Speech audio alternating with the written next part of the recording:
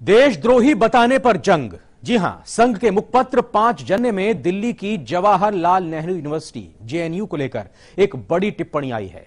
5 जनवरी के एक लेख में लिखा गया है कि जेएनयू राष्ट्रद्रोही ताकतों का अड्डा बन गया है।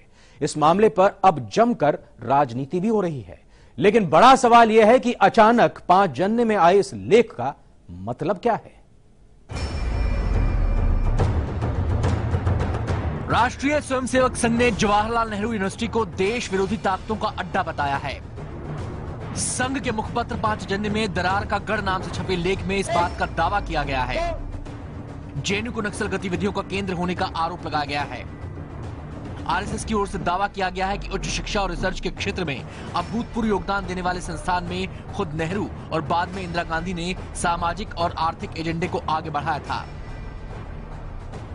5 जनवरी ने लिखा है कि जेएनयू में एक बड़ा एंटी नेशनल तबका तैयार हो चुका है जो देश को तोड़ने में लगा है। उनका मकसद देश को विघटित करना है। जेएनयू के नक्सल समर्थकों ने 2010 में छत्तीसगढ़ के दंतेवाड़ा में 75 सीआरपीएफ जवानों की हत्या का खुलेआम जश्न मनाया था। ये सब जेएनयू प्रशासन की नाक के नीचे हुआ। जेएनयू नियमित तौर पर राष्ट्र विरोधी गतिविधियों का आयोजन करता है। जेएनयू को लेकर इस बार की 5 जनवरी की आवरण कथा है और मुझे लगता है कि आवरण कथा में खालिस तथ्य रखे गए हैं। एक प्रतिष्ठित पाठशाला देश की, उसका माहौल यदि बदला है, बिगड़ा है और कहीं न कहीं विद्वेष और विभाजन के बीज कहीं रखे जा रहे हैं, तो वो सबके लिए चिंता का विषय है।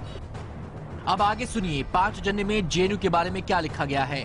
जेएनयू पर हमला करते हुए 5 जनवरी में कहा गया है कि जेएनयू एक ऐसा संस्थान है जहां राष्ट्रवाद को अपराध माना जाता है। वहां भारतीय संस्कृति को तोड़ मरोड़ कर पेश करना आम बात है। जम्मू कश्मीर से सेना वापसी का समर्थन किया जाता है। वो कई अन्य राष्ट्र विरोधी गतिविधियों के पक्षधर हैं।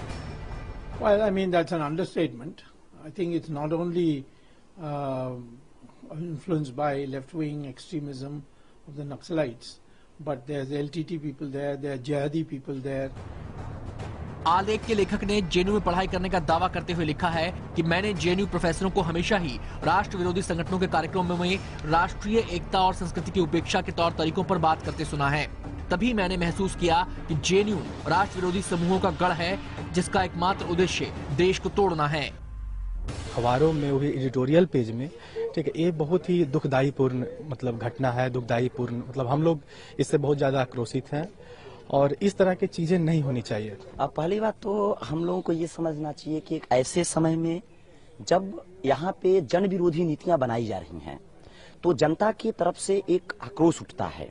यही चीज छात्रों के साथ भी हो रहा है कि जब छात्रों के खिलाफ छात्र विरोधी जब नीतियां अपनाई जा रही हैं तो जो विश्वविद्यालय, जो भी यूनिवर्सिटी सबसे ज्यादा छात्र हितों की बात करती है, उसको लीड करती है, तो सबसे पहले ये रूलिंग क्लास और जो यहाँ का आरएसएस है वो अब उनके ऊपर हमला करना चाहता है कि पहले इस आवाज को, वॉइस को एंटी नेशनल बना करके इस जनता के सामने ये प्रोजेक्ट किया जाए कि इनकी बात तो सुनी ही न जाए।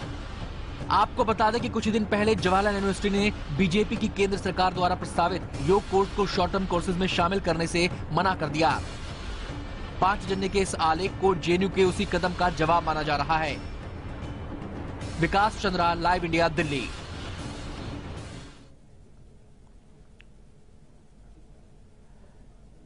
इस मामले पर अब राजनीति भी शुरू हो गई है। कांग्रेस ने कहा है कि जेएनयू को 5 जनवरी पर मान हानि का केस करना चाहिए। वहीं सीपीएम का कहना है कि 5 जनवरी का यह लेख देश के खिलाफ है। जवाहरलाल नेहरू विश्वविद्यालय को इस पत्रिका के खिलाफ मानहानि का दावा करना चाहिए, क्योंकि ये कहना कि एक विश्वविद्यालय देशद्रोहियों का अड्डा बनता जा रहा है, उसी विश्वविद्यालय में अखिल भारतीय विद्यार्थी परिषद जो आरएसएस का छात्र संगठन है, भारतीय जनता पार्टी का नहीं है, वो भी वहां पे अग्रसर है। तो क्या उनका कहने का मतलब है कि उनका छात्र संगठन भी ऐसे अड्डे में लिप्त है जो देशद्रोहियों की धरोहर बन गया है? इससे वाहियात बात और क्या हो सकती है।